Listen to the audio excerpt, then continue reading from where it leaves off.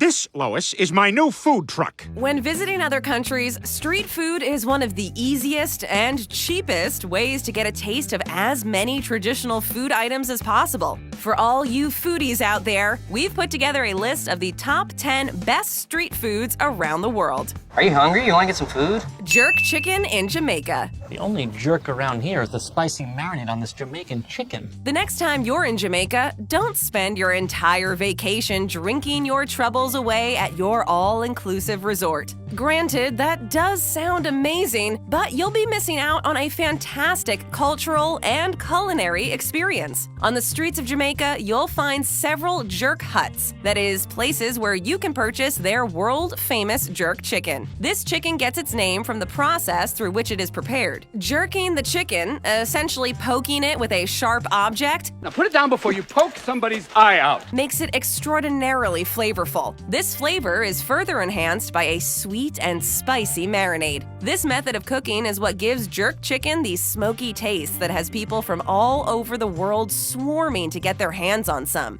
I need it now. Churros in Spain. Who wants churros? I do.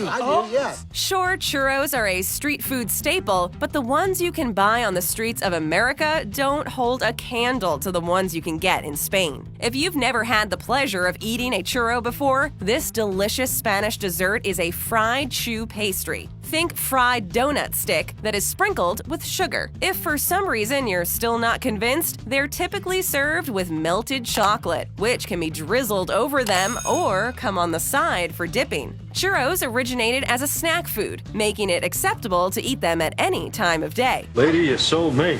The history of the churro is a bit of a mystery. Some say that they originated in China and were brought to Portugal, after which they arrived in Spain, where they gained their now iconic star shape. Others claim that it was created by Spanish shepherds who didn't have access to fresh pastries made at bakeries but could easily make churros themselves. Either way, we're very happy that churros came to be because there's no question that they're one of the best street foods in the world. Mom, churros are good for you. They're ethnic. Currywurst in Germany. I don't know why they call it worst, it's the best.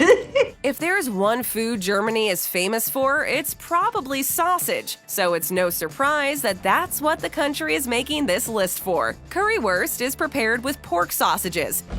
Pork sausage.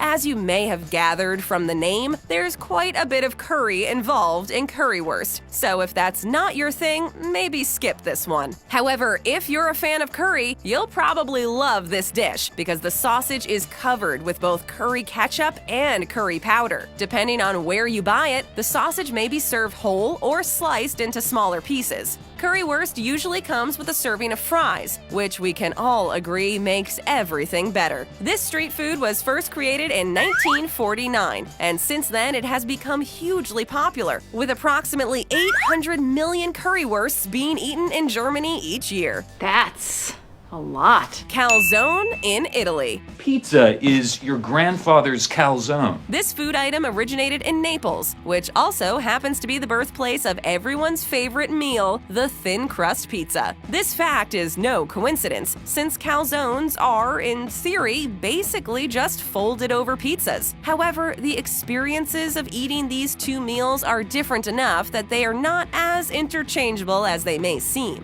We order calzones, cut them open, eat them like pizza. The crust of a calzone is made with a salted bread dough, and the fillings vary from region to region. Inside, you'll typically find cheese, such as mozzarella, ricotta, parmesan, or a combination of all three. The calzones you buy from street vendors are significantly smaller than the ones you would get in a restaurant, making them much easier to eat as you go about your day. This is a pretty important criteria for street food to meet, especially if you're a tourist and have a busy schedule. This way, you can enjoy amazing food native to the country you're visiting without sacrificing any of your sightseeing time. Oh, well, that's very convenient. Baklava in Turkey. Now all I like is baklava. If you find yourself in Turkey, don't miss out on baklava. Find yourself a street vendor and give yourself the sugar rush of a lifetime. If you've never had a baklava before, you're in for a real treat here. Made of several fine layers of pastry and garnished with sweetener, usually syrup or honey, it makes for one of the most incredible desserts you will ever taste. I want that in my mouth. This food item is an almost universal crowd pleaser. Very few people who taste it don't love it. Don't forget to explore the Turkish food scene beyond baklava, because there are many other unsung street foods that you'll probably end up loving. From desserts to snacks to full meals, there's so much to explore. So get out there and immerse yourself in culture, one food at a time. You're gonna see the world and experience new cultures. Gyros in Greece. Euro? Ooh.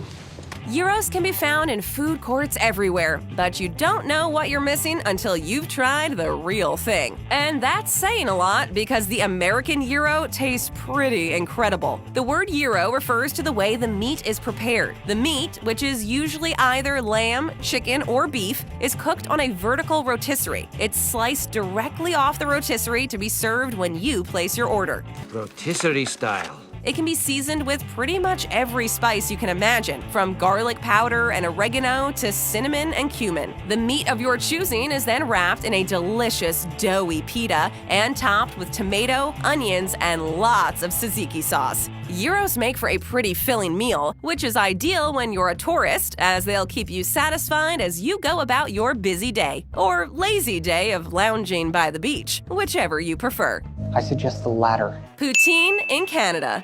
Whip up a quick poutine, you're taking over Canada. Nothing quite beats a hot poutine at 3 in the morning after a night out on Montreal's Saint Laurent Boulevard. While it can be found all over Canada, it's safe to say that the province of Quebec is the place to be if you're craving a poutine. There have been many variations of this Canadian dish. However, the fact of the matter is that the plain old original poutine will forever be the favorite. It's not often that you're no further than a stone's throw away from a greasy spoon where you can get your poutine fix for a reasonable price. Who wants some poutine? I do. Okay. Traditionally, poutine includes French fries, cheese curds, and a whole lot of gravy. There's a reason this greasy dish is the perfect way to end a night of drinking. However, it's also a favorite meal for sporting events, movies, and casual hangouts with friends. Like a lot of the entries on this list, poutine doesn't really make for a nutrient-dense, well-balanced meal, but eating street food is really about experiencing culture, trying new things, and bonding with others over food. It gives you the chance to bond, relax, reconnect. Arepas in Colombia. I brought my world-famous arepas. In Colombia, it's acceptable to enjoy arepas no matter the time of day. Made of maize dough, arepas are flat, round breads that can be served with a variety of different toppings, including meat, cheese, and avocado. It can be cut to form a sandwich or simply eaten with the accompaniments on top. This dish has a rich history, as it originated nearly 3,000 years ago in northern South America. South America? South America. An area that is today split into Colombia and Venezuela. The recipe and method of preparation has changed very little since its conception, making it one of the oldest native dishes in the country. As such, the arepa is considered an important piece of the Colombian heritage. In fact, there is actually a festival in its honor. From the months of August to December, each of 5 major Colombian cities takes a turn organizing its own celebration for what is called the Colombian Arepa Festival. When in Colombia, absolutely try to get your hands on this delectable food item. And if you're there when the festival is running, all the better. What better way to immerse yourself into a new culture? Come on, babe, get on the bike. I've got a plane waiting for us.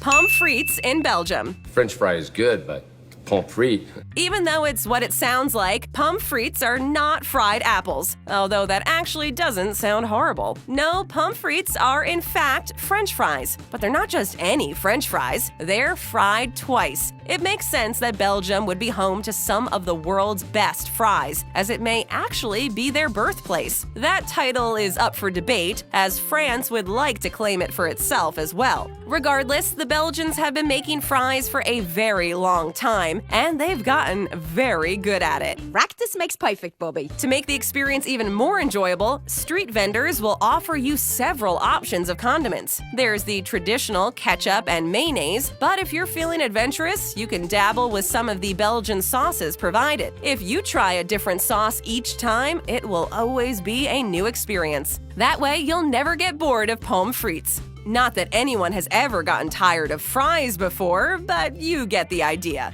Be warned, these fries are served fresh, so they're quite hot. It's an objective fact that fries taste better when they're hot and fresh, but just don't dig in with too much gusto or risk burning yourself. It's difficult to be patient, especially when it comes to fries, since waiting for them to cool down is wasting valuable time that could be spent, well, enjoying said fries. You may end up with a bit of a burned tongue, but it'll have been totally worth it. No pain, no gain, right?